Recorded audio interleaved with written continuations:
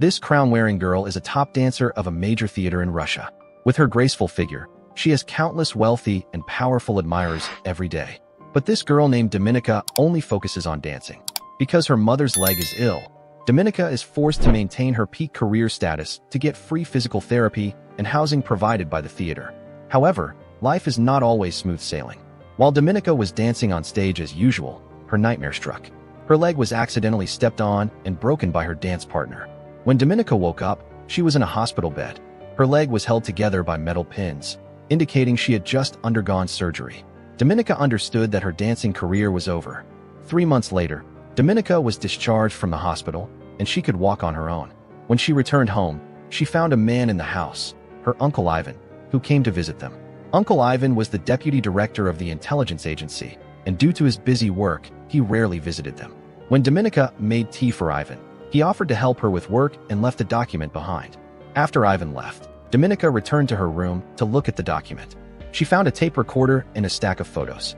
The tape recorder contained a conversation between her male dance partner and another female dancer.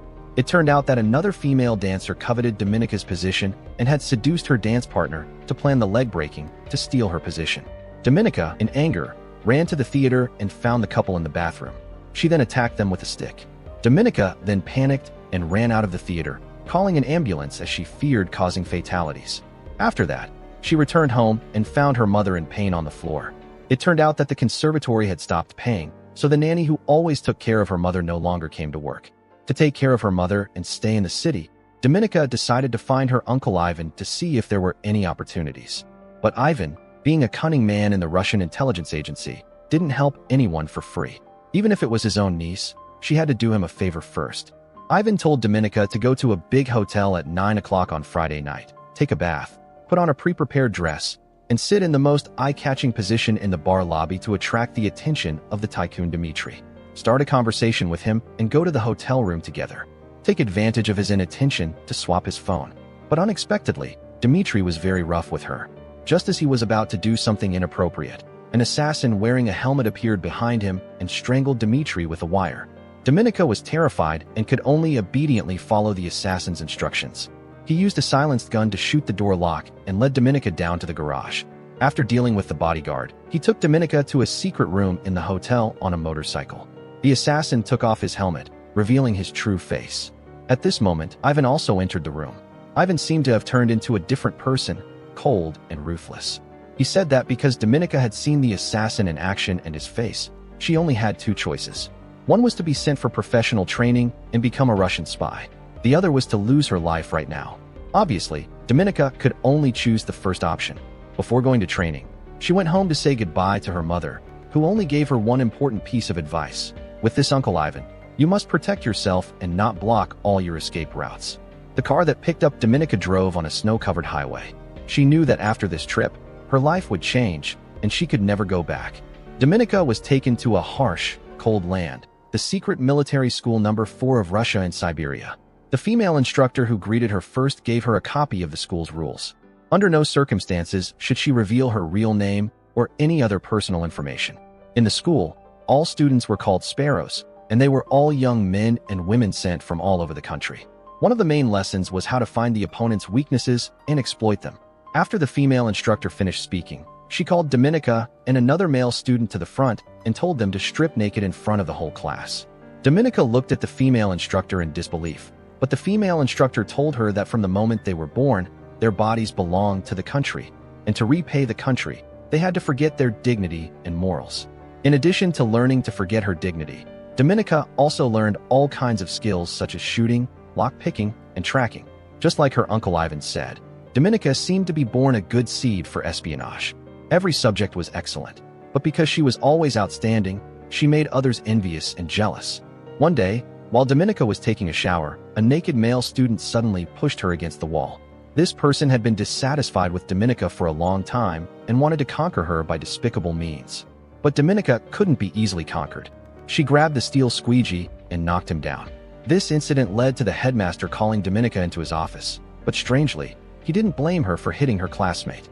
But the female instructor didn't let it go. In class, she called Dominika up and then called the male student she defeated. She told Dominika to give him what he really wanted. The opponent told Dominika to turn around, but she refused. She directly took off all her clothes in front of him. Seeing Dominika being so frank, he lost his desire to possess her, put on his pants, and left like a loser. In fact, Dominika had seen that what this guy wanted was power. The headmaster felt that this student had mastered the art of reading other people's minds, so he let her graduate and sent her back to Russia. As soon as Dominika returned home, Ivan's phone call came. Dominika then went to a restaurant to meet Ivan. He gave her her first mission. A few months ago, Nash, a CIA spy in the US, secretly met his informant in a park in Russia to exchange intelligence. At that moment, a police patrol car passed by.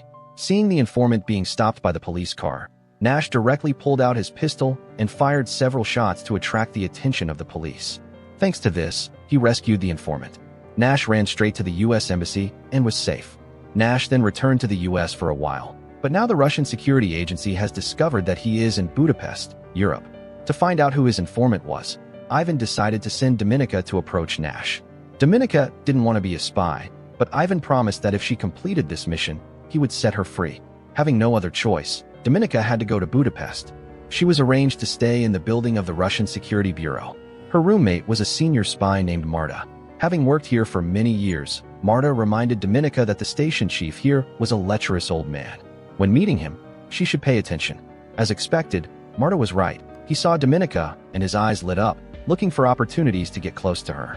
But Dominika didn't care about these lecherous guys. She learned from the information in the documents that Nash liked to swim every day, so she secretly followed him from the swimming pool all day. In the evening, she dyed her hair blonde. The next day, she registered for a card at that swimming pool.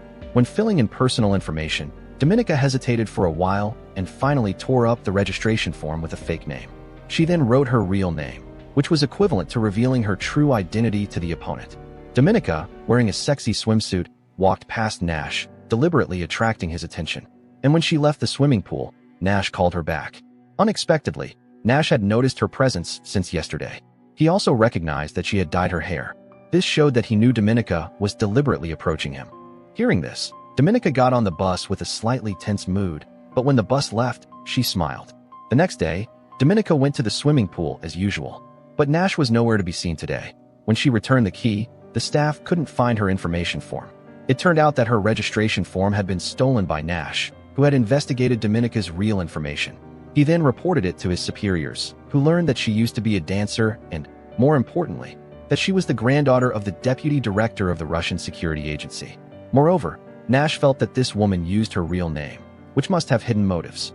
Many reasons made him decide to see if he could win this woman over. The next day, at an international wine reception, Nash met Dominika again, and they knew each other's identities. They started talking without any restraint. Nash made it clear that he wanted to be friends with her, so they agreed to have dinner together the next day. That night, Dominika returned home and found that Marta was not in the room. So she secretly searched the room and finally found an oil paper bag in the gap in the corner of the wall. Inside were many intimate photos of Marta and an American woman. A diary mentioned that this woman was the chief of staff of the US Senate. At this moment, Dominika heard the sound of the door opening as Marta returned. She still took the time to flip through a few more pages of the diary, discovering that Marta was about to conduct a $250,000 intelligence deal with this person in London. When Marta entered, Dominika came out of her room. Marta gave her a piece of paper, which turned out to be Dominika refusing the station chief's request to go to bed with him. So this petty man had directly snitched to the Russian security agency that Dominika had made no progress. So the next night, she didn't go to dinner with Nash as promised, but chose to secretly follow Nash home. Knowing his residence, Dominika decided to go directly to his face to get closer. She squeezed out a few fake tears and pressed the doorbell of Nash's house. She started to pretend to be pitiful, slowly approaching Nash to seduce him with her beauty. But unexpectedly, Nash didn't take the bait. He even told Dominika to think carefully about what she really wanted. For the first time, she tasted the feeling of failure when she couldn't grasp the psychology of others, and she could only ask Nash to meet again the next day. But the next day, Dominika waited at the swimming pool for a long time, but Nash didn't show up. Having no other choice, she had to go to Nash's house again. She used her superb lockpicking skills to open Nash's room. She searched the house, but found nothing useful. Just as she was about to leave, she accidentally saw 2 glasses of wine from the night before still on the table, and she took the glass with Nash's fingerprints. Returning, she was surprised to see Ivan had arrived. This was the result of the station chief's snitching. Due to the fact that Dominica had made no progress with Nash and had not obtained any useful information, she told Ivan about Marta's upcoming $250,000 deal with the Americans in a panic.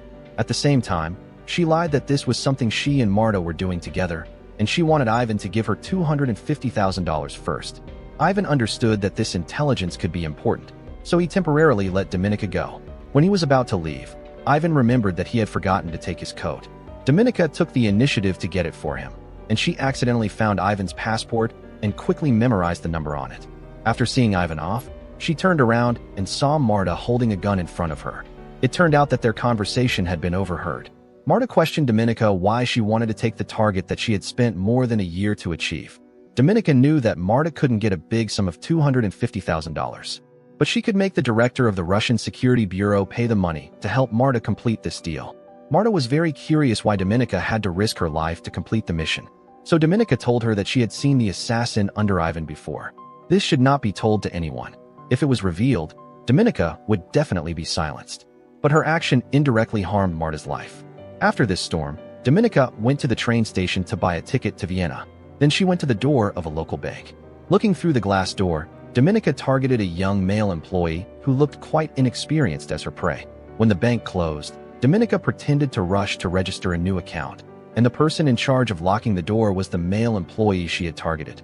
When a pitiful beauty invited him to have coffee and fill in the account registration information, the socially inexperienced employee agreed. On the other side, Marta went to find the station chief of the intelligence station. Still holding a grudge, she revealed Dominica's weakness to him. That night, Dominica returned to her place in Budapest and didn't see Marta in the room. The bathroom door was ajar, and it turned out that the assassin who had killed the tycoon Dmitri had come here. Marta had been brutally killed. He spared Dominica's life because she was Ivan's granddaughter. But he also warned Dominica that if anyone else knew that he had killed Dmitri, the next person in the bathtub would be her. After the local police investigated, they found no useful information, so Dominica was released. The person standing at the police station door to pick her up was Nash. It turned out that he had received a report from his teammates these days. The important news he received this time was that Dominica was a Sparrow spy secretly trained by Russia. He directly confronted Dominica, comparing the differences in the intelligence structures between Russia and the US, and condemning the ruthless and heartless aspects of the Russian Security Bureau towards its own people. Nash hoped that he could make Dominica switch sides and join the CIA to serve them. Nash assured her that he would protect her as he had protected his informant. Dominica was a little swayed by that statement and finally agreed to work for the CIA. So Nash took her to the CIA's safe house in Budapest.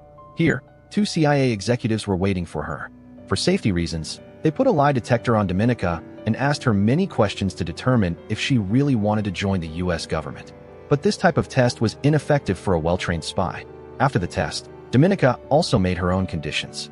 She needed the CIA to transfer $30,000 to her account in Vienna every month. The CIA felt that Dominica was a bit greedy, and she dared to arrogantly ask for money without bringing any valuable intelligence. So Dominica told them about the US Senate Chief of Staff wanting to sell missiles. This news directly shocked all the members in the room. They didn't dare to underestimate this Russian female spy. On the day of the deal, Dominica went to the designated hotel in London. In the room, $250,000 prepared by the Russian security agency was placed, and in the secret compartment in the desk, there was also a fake diskette from the CIA. Dominica went down to the hotel bar to wait for the chief of staff to appear. Unexpectedly, the intelligence station chief Maxim came here. It turned out that he was worried about the deal and deliberately came here to help. But Dominica knew that this was actually an informant sent by Ivan. Dominica saw Maxim and angrily chased him into the room. A moment later, the chief of staff Stephanie arrived. Dominica went to sit next to her first and introduced herself as the dealer today. Stephanie, seeing that it wasn't Marta, became wary and was about to leave the hotel. But Dominica had thoroughly investigated her opponent.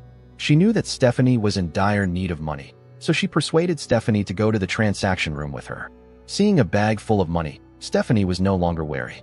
She gave Dominica the diskette containing the missile information. When Dominica went to open the secret compartment under the desk, she started to swap the diskettes.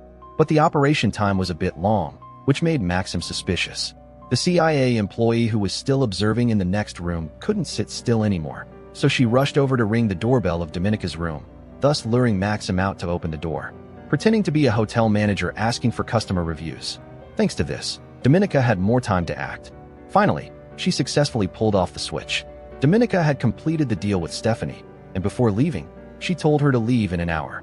But as soon as Dominica left, Stephanie immediately took the bag of money and left the hotel. While waiting for the traffic light, she lit a cigarette and accidentally noticed that both sides had CIA agents following her. Stephanie panicked and threw the bag of money into the trash. Then she staggered across the street, unexpectedly being hit by a truck and killed. This unexpected situation was also seen by the Russian security agency personnel at the hotel door. He hurriedly called back to report. Maxim received the call and immediately told the driver to go straight to the airport.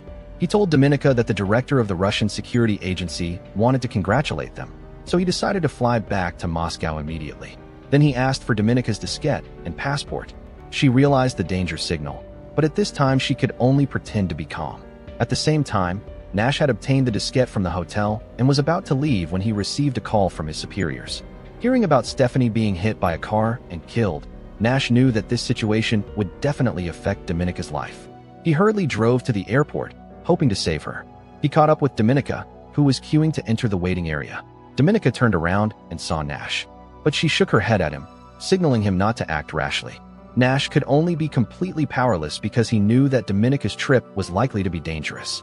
Returning to the Russian security headquarters, an interrogator asked Dominica if she had leaked information to the Americans. Dominica, of course, would never admit it even if she was beaten to death. Seeing her stubbornness, Ivan called to directly order to use torture on his granddaughter. Dominica was stripped naked and locked in a cell. Cold water continuously poured over her. Then she was taken to the interrogation room again. The question remained the same, but Dominica still didn't admit it. This time, she had to endure extremely painful beatings. Then they showed Dominica a video, and Maxim, who came back with her, had been executed. The interrogator pulled out a gun behind her and asked the question one last time. But Dominica still didn't admit it. The trigger was pulled, but the gun had no bullets. At this moment, Ivan appeared in front of Dominica and told her to tell the truth. But Dominica said everything she did was to complete the mission. She did it just to gain the trust of the Americans and finally get the informant's information. Ivan couldn't refute it. A Sparrow doing anything to complete the mission was normal. Seeing his pitiful niece, Ivan gradually softened. So Dominica was temporarily released. When Ivan reported the situation to the director, both the director and the headmaster felt that Dominica was deceiving Ivan. This put pressure on Ivan, and he said that if he found evidence of Dominica's betrayal, he would definitely eliminate her himself. At this time, Dominica returned to Budapest and went back to Nash's side. She knew that Nash would not reveal the informant's name, so in the end, she would definitely die. Dominica wanted to think of being protected and asked for more money. She wanted the $250,000 to be transferred to her account in Vienna. Nash agreed to all her requests. In the end, Nash was defeated by this Russian girl in front of him. So what had to come finally came. When Dominica woke up in bed, Nash was nowhere to be seen. When she opened the kitchen door, she saw the assassin strangling Nash with a wire. Dominica immediately understood the situation, so she went to cooperate with the assassin to tie Nash's hands. The assassin temporarily loosened the wire but took out a bag of skinning tools, which were specialized tools for replacing skin for burn patients in hospitals. He wanted to torture Nash slowly until he revealed the informant's name. Dominica looked emotionlessly at the assassin torturing Nash, and she even helped the assassin hold him down. Seeing that Nash refused to say anything, Dominica asked the assassin to give her the tool. Then she took advantage of the assassin's inattention and suddenly attacked him. It turned out that she had been pretending to cooperate to wait for an opportunity to save Nash. At this moment, the assassin woke up and attacked the two with a sharp knife. Both of them didn't wait to die but counterattacked. Dominica took the opportunity to cut the assassin's tendons, and he fell to the floor, unable to stand up. Seeing this, she rushed over to take his life. When Dominica woke up, she was in a hospital bed. Her health was no longer a concern, but the most headache-inducing problem now was what to do next. The assassin's death proved that she had definitely betrayed them. At this moment, the headmaster suddenly appeared in front of her. Dominica thought he was here to kill her, but he told her that he was the informant. His wife had cancer, but the Russian government didn't allow an American doctor to operate on her, causing his wife to leave him very early. This was the reason why he betrayed them, but he was tired of doing it. He saw that Dominica had the potential to take over his job, so he suggested that she expose him. That way, Dominica could continue to live, and she could replace him and continue to work for the CIA. Thanks to this big turning point, Dominica started to act. First, she turned herself into the Budapest police, admitting that she had killed the assassin, and she asked to meet the Russian embassy. When she met the people of the embassy, Dominika asked to call the director of the Russian security agency.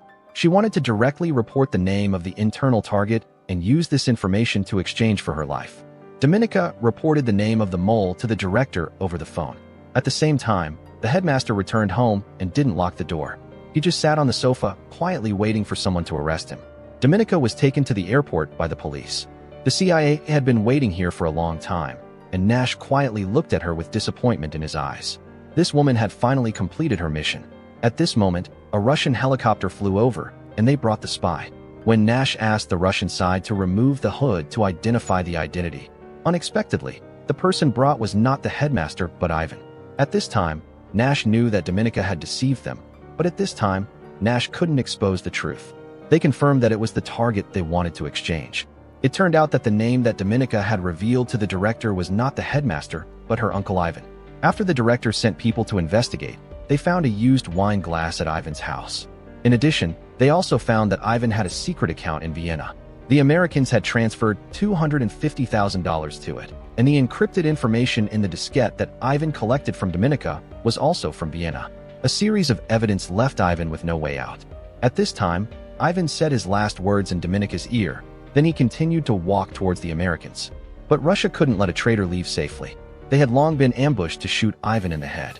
Dominika was also taken back to Russia, and she became a new generation of patriotic hero. The headmaster also sat below and applauded her with satisfaction. Just like that, Dominika replaced her uncle to become the director of the Russian Security Bureau. At the same time, she also became the top double-layered Sparrow spy, continuing to play between Russia and the US. For survival, she had to continue this game.